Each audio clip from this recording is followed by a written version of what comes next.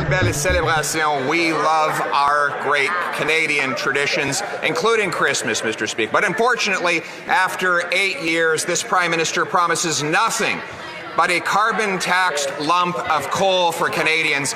Will he get off the backs of Canadians so that they can enjoy beautiful gifts, maybe even a turkey and a warm meal around the Christmas table this season? Mr. Speaker, I'm pleased to point out that we're the government that's phasing out coal, Mr. Speaker, over the opposition of the Leader of the Opposition.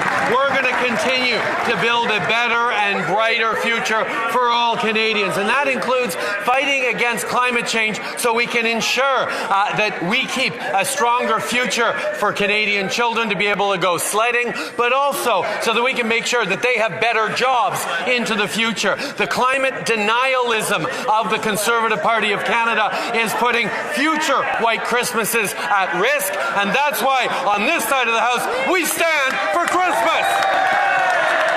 Mr. Speaker, that has to be the angriest and most caustic Christmas message I've ever seen. No, this is a guy, he hasn't phased out coal despite his theatrics over there, Mr. Speaker. What he's doing is phasing out food because Canadians can't afford it now as he raises carbon taxes on the wonderful farmers that bring it to our table.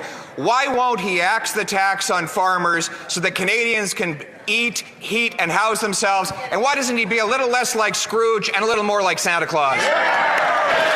Mr. Speaker, one of the issues we have is when he talks about the impact of our price on pollution on farmers, he includes farmers in Ukraine.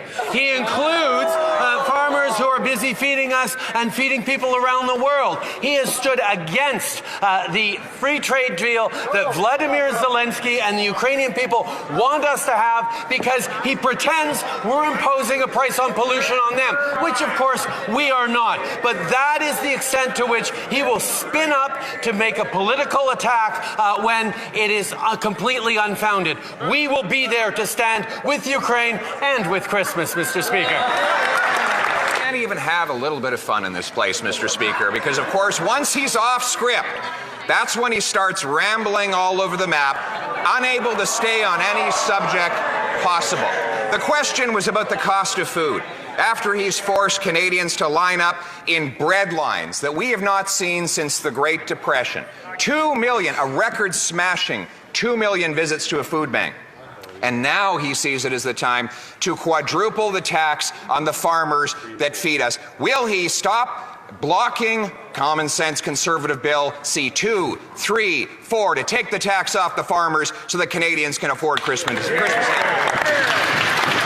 97% of farm fuel emissions are already exempt from our price on pollution. That is what the Leader of the Opposition refuses to accept. There are many factors that go into the rise in food prices, not just in Canada and around the world, and the war in Ukraine is certainly one of them. So the fact that they have not chosen to stand with Ukraine against Russia in this difficult time is very much relevant, no matter how much they try to dodge and spin out of it. They're not standing with Ukraine at this difficult time. Hear, hear. This Prime Minister would like Canadians to think about anything other than their hungry stomachs after 8 years in office.